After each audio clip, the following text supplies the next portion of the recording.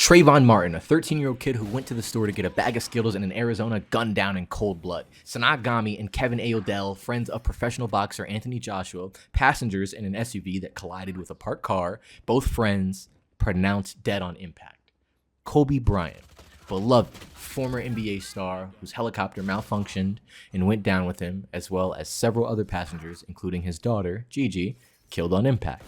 Gang culture running rampant, political divide in every corner of the world, millions of people in charge of their own 2-ton death machines with wheels, and public areas often consisting of thousands of people, none of which I can confidently say is entirely sane because I don't know them. What's the point I'm making? I'm fucking terrified of going outside. Practice running from fear. Yes, I had some good luck. At 27 years old, my biggest fear was being judged. How they look at me, reflect on myself, my family, my city. What they say about me reveal if my reputation will miss me. What they see from me will trickle down generations in time. What they hear from me will make them highlight my simplest lines. I'm talking fear. Fear losing creativity. Fear missing out on you and me. I'm talking fear. Fear losing loyalty for pride, cause my DNA won't let me involve in the light of God. I'm talking fear. Fear that my humbleness is gone. I'm talking fear. Fear that love ain't living here no more. I'm talking fear. Fear that is wickedness or weakness.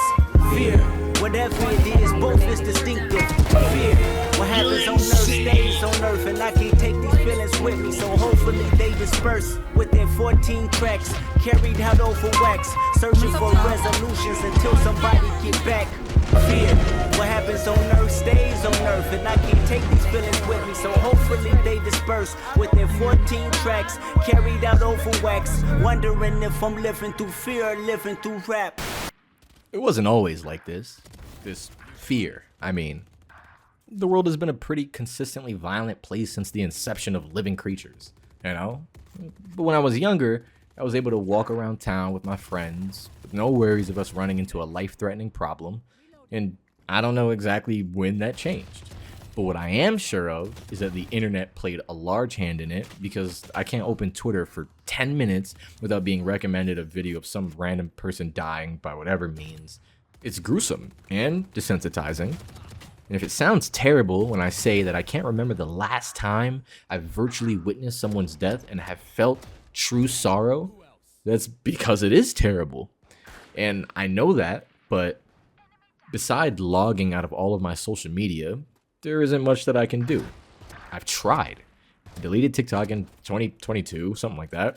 I haven't had Instagram on my phone in about a year. I've taken several large month-long breaks from Twitter, and I'd be baffled to find out that anyone in my generation uses Facebook.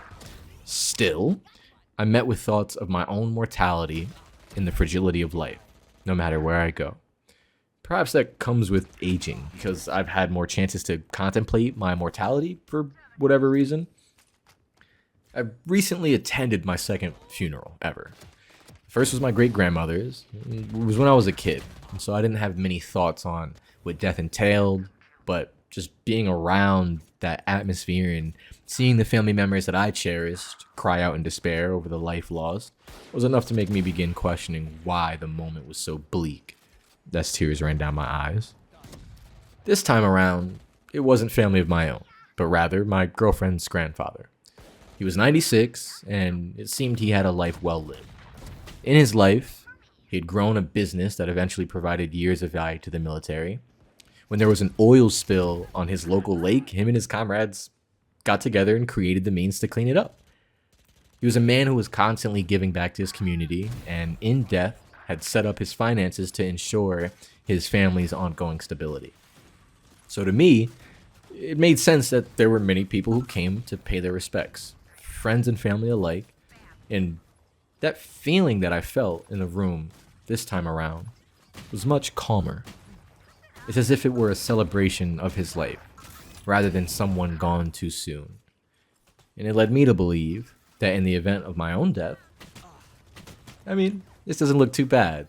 I think that's what I'd want. To live a life lengthy enough to be able to confidently say, in that final moment, that I'm content with all that I've experienced.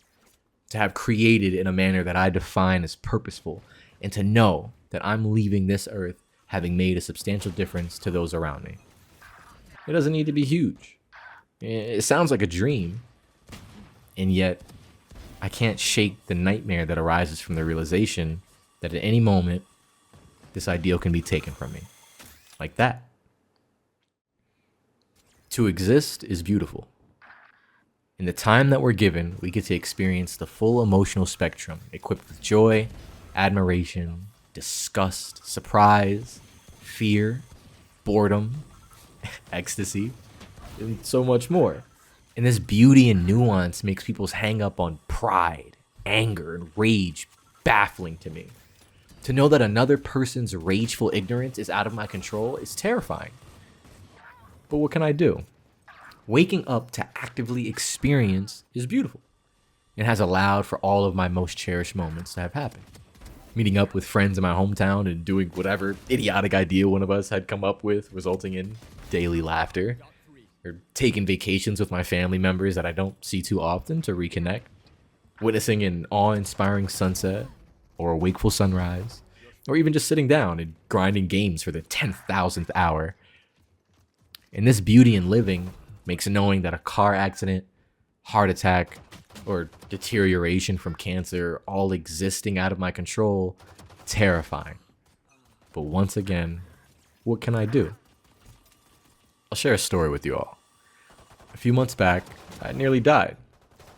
I was sitting at my desk and was in the middle of responding to a letter from a friend who I'd once loved. We hadn't been in contact for the last couple of years, so we began to share our reflections over the bond that we'd lost.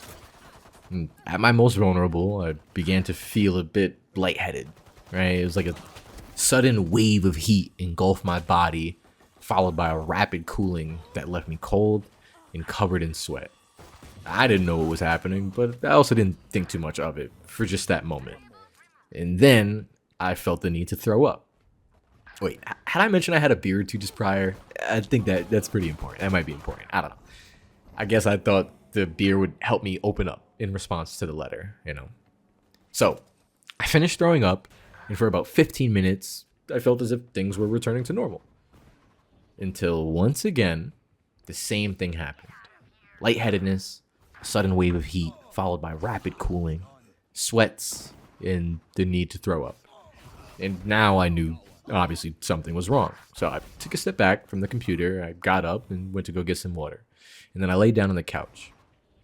At this time, the lightheadedness grew more severe, and my body became weaker by the moment. I had no idea what was going on. Was it the alcohol? A couple of 5% drinks? There's just no way, right? But shit, I'm freezing cold now. And as I'd realized that, my shirt was drenched in sweat. It's as if I just took a shower fully clothed.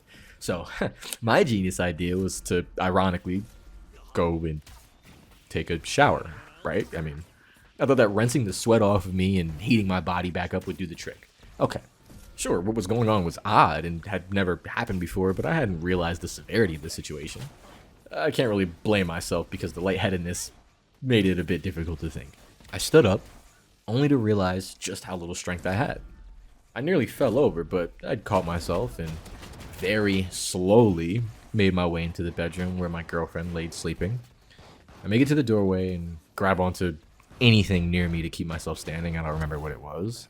And I guess the noise woke her up as I saw her tired eyes begin to focus on me until she realized the amount of sweat I was covered in. She jolted up in a panic and insisted that we go to urgent care. It's a fair call. The car ride was a blur, but I can remember getting there and struggling to write my name on all the paperwork as I had to rest my arm over my girlfriend's shoulder just to make it to the front desk. After that, they took me into the back room and took my vitals, of course. And in that moment, I saw the nurse's face drop as she urgently signaled to the doctor to come into the back room.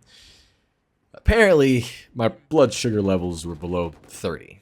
They had me drink some packet with like a kind of pure sugary paste. It wasn't too bad. And then they called an ambulance and sent my ass right to the emergency room, where I laid for several hours shivering. Apparently at this time, I had told my girlfriend, who was in the room with me, obviously, sitting right next to me, that it was the coldest I'd ever been in my entire life. And being from New York, that should mean a lot. But what's interesting is I don't remember having said that at all. They put like some warm blanket on me, and it was probably top 5 feelings I've ever felt in my entire life. It was amazing. Highly recommend.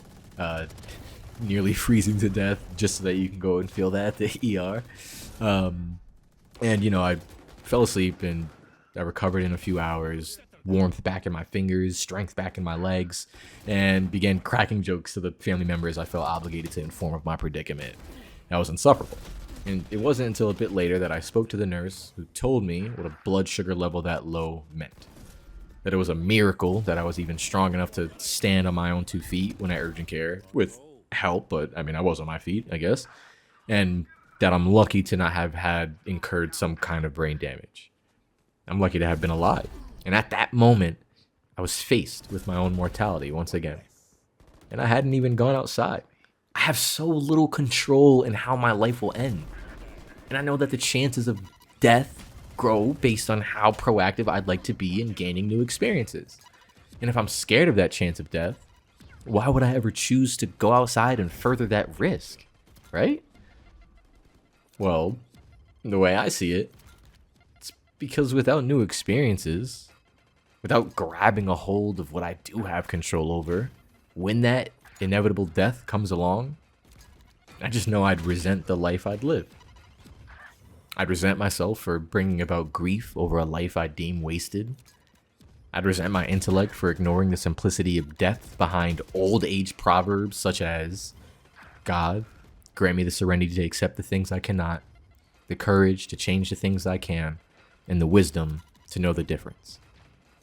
I'd resent myself for being a coward. So I do my best to live passionately. I love with a potency that can be overwhelming and share with the transparency of an open book. I'm loyal to those whom are loyal to me. I give my jacket to my loved ones who've warmed me in my times of need and theirs. And I reflect as if my entire being exists on a petri dish as to further reconcile who I am with who I am meant to be. So that when that day that I kick the bucket comes, I can say that I've given myself to the world in my path towards individuation. And in your journey, before that point, I hope that you find the courage to grasp a hold of what you can control and live freely as well. Because I'd love to hear all about your story on the other side. The world's a scary place, but so long as we live with love and curiosity, I'm sure we'll make it through it one way or another. Peace.